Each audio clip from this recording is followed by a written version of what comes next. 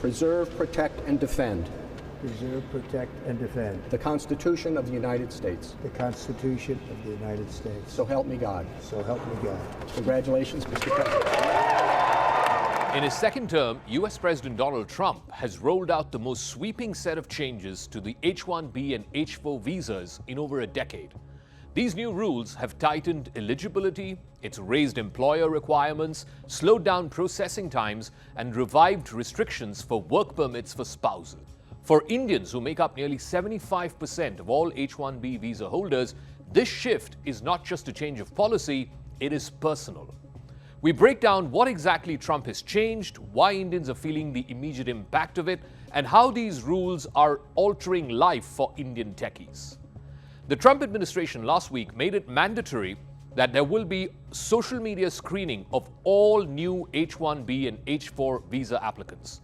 H-1B is the visa that most Indian techies use to live and work in the United States, and H-4 is the dependent visa on which a lot of their spouses live on. Immigration attorneys in the U.S. are now reporting that interview slots at U.S. consulates scheduled from mid to end December are all either being postponed to March or later, or they're simply being cancelled outright. Now, this has affected people who have had to change their holiday plans, also those who were planning to visit India for the end-of-the-year family weddings, or simply to drop off their elderly parents, many of whom leave the U.S. and move back to India during the winter months. Last week, the State Department had issued a circular saying that all new applicants, whether H-1B or H-4 visas, will have to undergo mandatory social media screening, and they have to make their social media profiles public. And this is not a one-time exercise. They will have to backdate their social media profiles and make them public for the last 5 years. As a fallout, consulates are now processing much fewer applications per day because the social media vetting for each applicant is taking much more time. Overall, there is a major crackdown on immigration into America, particularly, as Trump puts it, from so-called third world countries, something which plays well to his MAGA base. I've also announced a permanent pause on third world migration, including from hellholes like Afghanistan, Haiti, Somalia, and many other countries.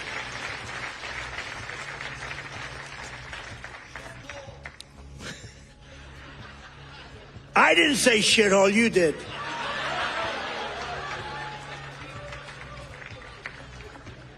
Remember I said that to the senators they came in? The Democrats. They wanted to be bipartisan.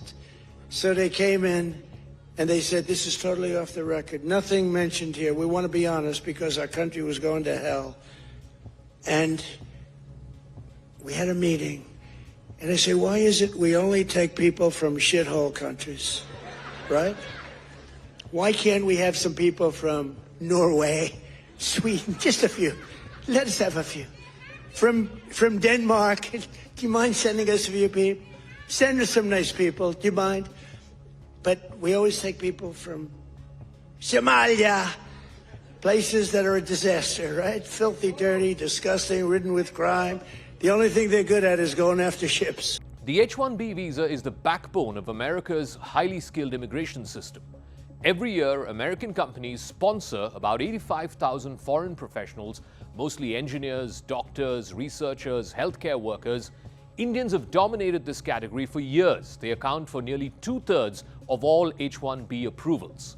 During Trump's first term in 2017, he brought about multiple restrictions on H-1B.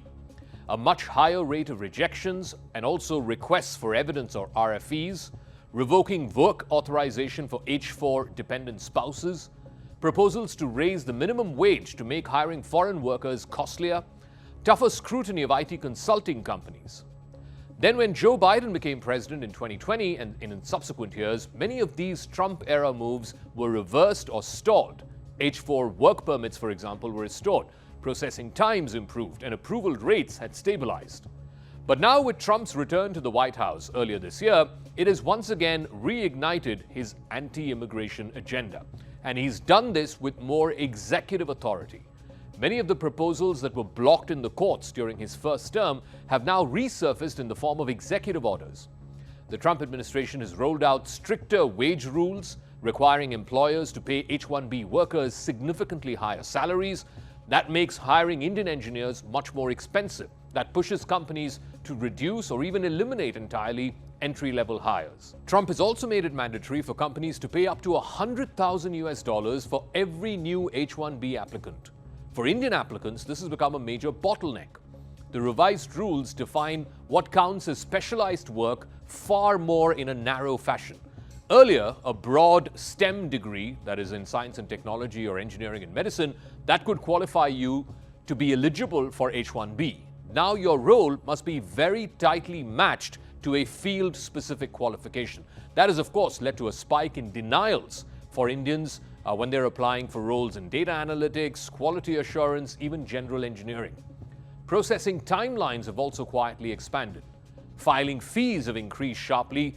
Every visa applicant now has to pay an additional $250, hitting both companies as well as workers the same. So for families who are dependent on renewals, this creates an enormous amount of uncertainty around the legal status of their loved ones. $100,000 per year. So the whole idea is no more will these big tech companies or other big companies train foreign workers.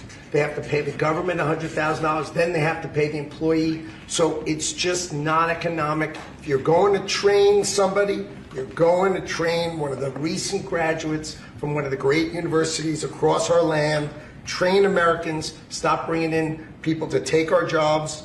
That's the policy here, $100,000 a year for H-1B visas, and all of the big companies are on board. We've spoken to them about the gold card. They love us. Trump has revived his long-standing proposal to roll back the H-4 employment authorization document.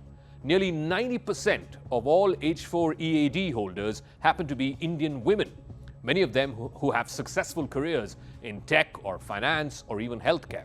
The US green card queue anyway is already decades long for Indians. Trump has now also signaled there will be no new exemptions. There's going to be no country-specific cap. There's going to be no fast-tracking for highly skilled Indian workers. This means there's going to be long-term uncertainty for families who have US-born children. Over 1.7 million Indians live in the US on some form of skilled worker visa or dependent visa.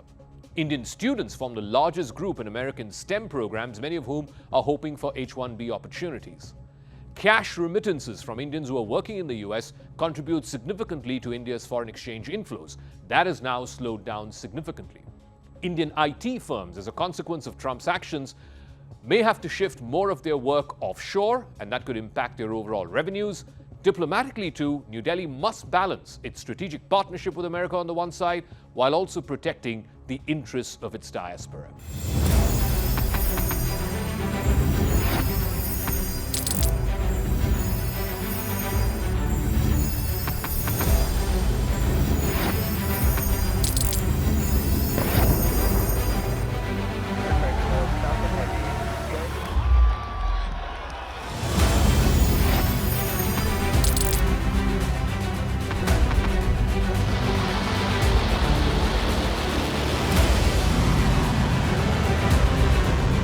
Fighting so long and so hard that they don't know what the they're doing.